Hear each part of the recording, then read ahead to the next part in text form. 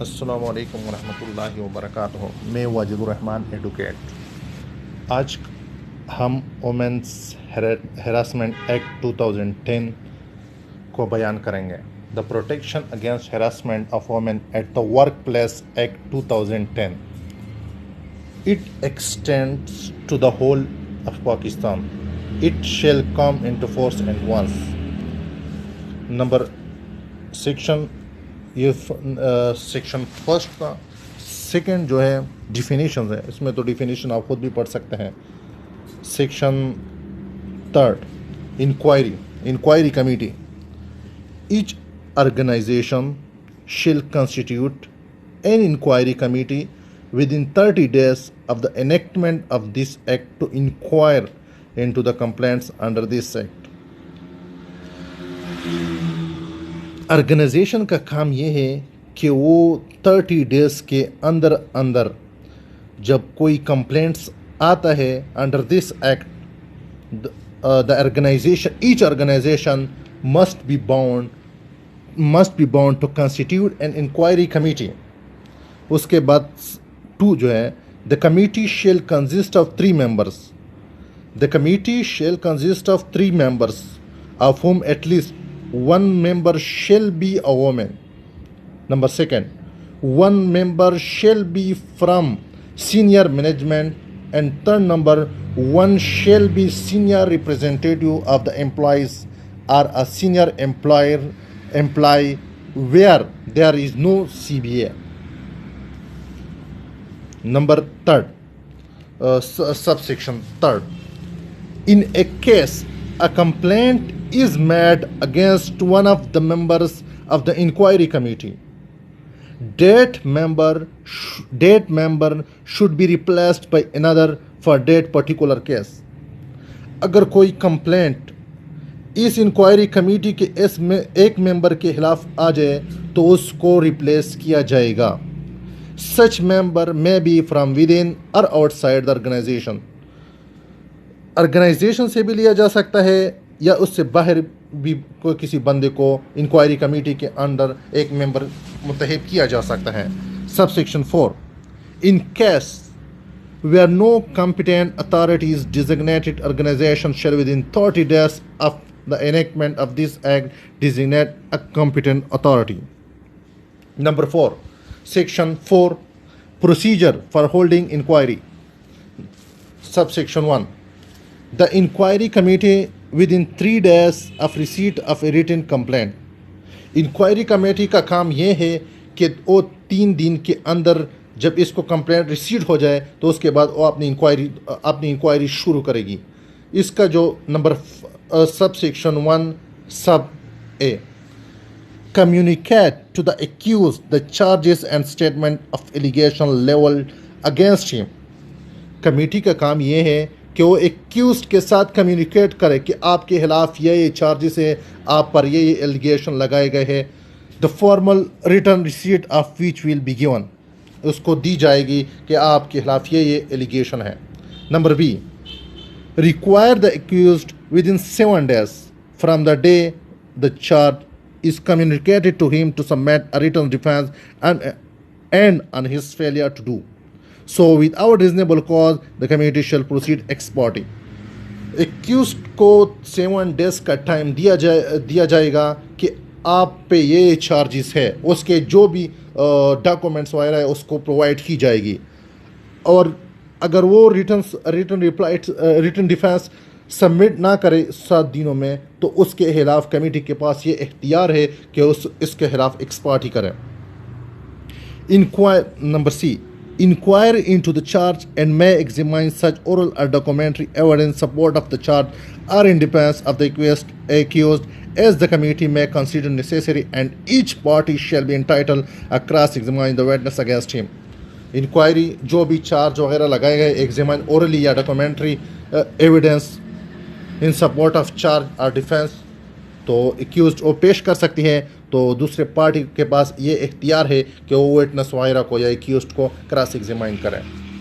Subsection 2, subject to the provision of this act and any rules made thereunder the inquiry committee shall have power to regulate its own procedure for conducting inquiry and for the fixing place and time of its sitting. इस provision के अंदर, इस act में जो provision दिए गए हैं, inquiry committee के पास ये इख्तियार है, ये पावर है कि वो खुद प्रोसीजर कंडक्ट करे और टाइम और प्लेस मेंशन करें जहाँ पर वो इंक्वायरी कमेटी कंडक्ट करती है. Number 3, the following provision enter area shall be followed by the committee in the relation to inquiry.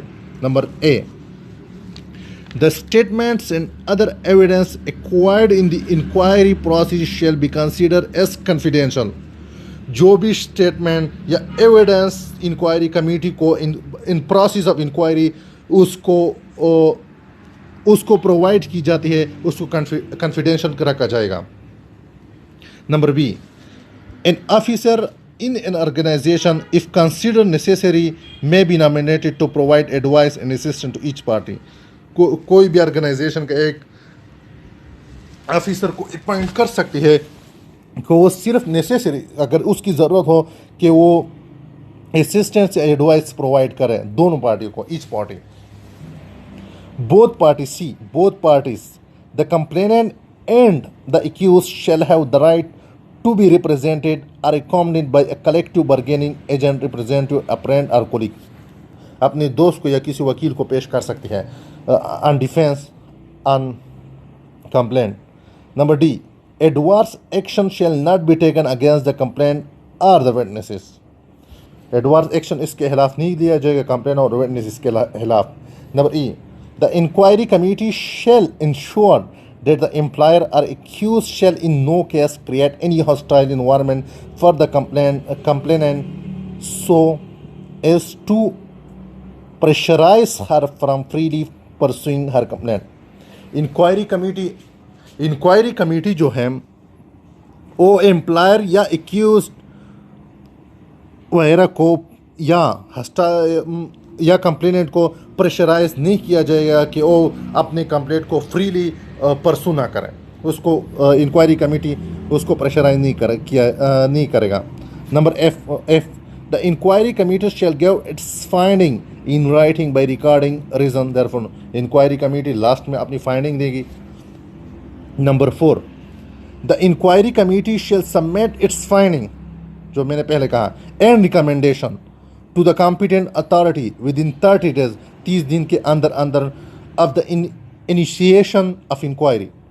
If the inquiry committee finds the accused to be guilty, it shall recommend to the competent authority for imposing one or more of the following penalties. Inquiry committee जो है वो अपनी findings या recommendation देगी competent authority को within 30 days जब inquiry initiate हो जाती है. जब इंक्वायरी कमेटी एक्यूज्ड को गिल्टी रिकमेंड करे तो कॉम्पिटेंट अथॉरिटी इस पे पेनल्टीज वगैरह इम्पोज कर सकती है. इसमें 2 किस्म की पेनल्टीज है. एक जो है माइनर पेनल्टीज, नंबर सेकंड जो है मेजर पेनल्टीज. माइनर पेनल्टी जो है सेंसर बस सिर्फ उसको कहते हैं कि आपने बुरा किया है. Withholding for a specific period promotion और इंक्रीमेंट इसकी स्टॉप की जाती है. Stoppage for a specific period at an efficiency bar in the time scale, इसके टाइम स्केल पर बार किया जाता है स्पेसिफिक टाइम पीरियड के लिए. Otherwise then for unfitness to cross a such bar. And number D, recovery of the compensation payable to the complainant from pay or any other source of the accused. वो इनको competent authority जो है as a penalty उससे compensation भी ले सकती है और वो कंप्लेनेंट को पे की जाएगी. नंबर सेकंड जो है मेजर पेनल्टीज ये है reduction to a lower post और टाइम स्केल, उसको इसकी ग्रेड को कम किया जाएगा और to a lower stage in a time scale. Number B, compulsory retirement भी की जा सकती है. Number C, removal from service से भी रिमूव किया जा सकता है. Number D, dismissal from service. Number E, fine. A part of the fine can be used as compensation for the complainant. In case of the owner the fine shall be payable to the complainant. Number 5, the competent authority shall impose the penalty recommended by the inquiry committee. Competent authority penalties impose करेगी, recommended by inquiry committee उसके लिए recommend करेगी under subsection 4 within 1 week, एक 1 हफ्ते के अंदर of the receipt of the recommendation of the inquiry committee. Inquiry committee 7 दिन के अंदर जब इंक्वायरी कमेटी अपनी रिकमेंडेशन देती है तो उसके बाद कॉम्पिटेंट अथॉरिटी जो है वो पेनल्टी इम्पोज करेगी. Number 6, the inquiry committee shall meet on regular basis and monitor the situation regularly until they are satisfied that their recommendations subject to decision. If any of competent authority and appellate authority have been implemented. Number 7, in case the complaint is in trauma, the organization will arrange of psychosocial counseling or medical treatment for additional medical leave. अगर complainant trauma में हो तो उसके लिए counselling, फिजिको social counselling और medical treatment की सहूलत भी दी जाएगी. The organisation may also offer compensation to the complainant in case of loss of salary और अदर डैमेज. ऑर्गेनाइजेशन जो है वो कंपनसेशन भी ऑफर करेगी कंप्लेनेंट को in case of loss of salary और अदर डैमेज. अच्छा, powers of the inquiry committee के पास कौन से पावर हैं. Number section 5, the inquiry committee shall have power to summon, ये अपने साथ नोट करें, to summon and enforce attendance of any person and examine him in on oath.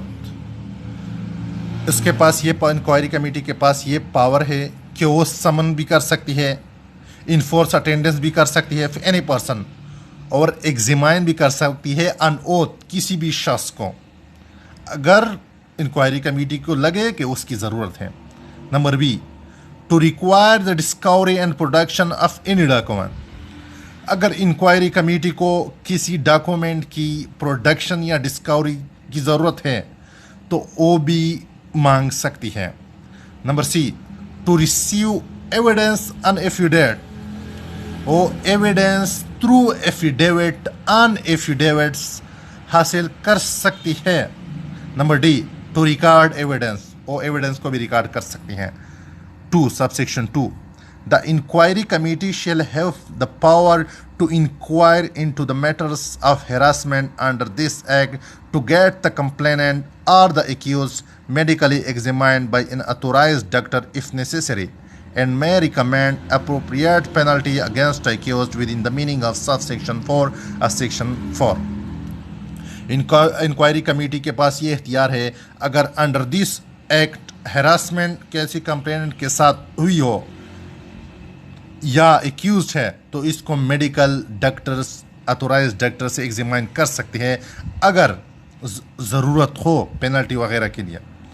Number 3, the inquiry committee may recommend to ombudsman for appropriate action against the complainant if allegation leveled against the accused found to be false and made with malified intention. Inquiry committee जो है वो ombudsman को ये direction दे सकती है अगर complainant ने ये एलिगेशन एक्यूज्ड के खिलाफ गलत, फॉल्स, विद मेलाफाइड इंटेंशन लगाए हो तो उसके खिलाफ इंक्वायरी कंडक्ट कर सकती है. Number 4, the inquiry committee can instruct to treat the proceeding confidential. Inquiry committee जो है इस प्रोसीडिंग को कॉन्फिडेंशियल रखेगी. इसके बाद अपील वगैरह है तो वो हम नेक्स्ट लेक्चर में इसको आप लोग के साथ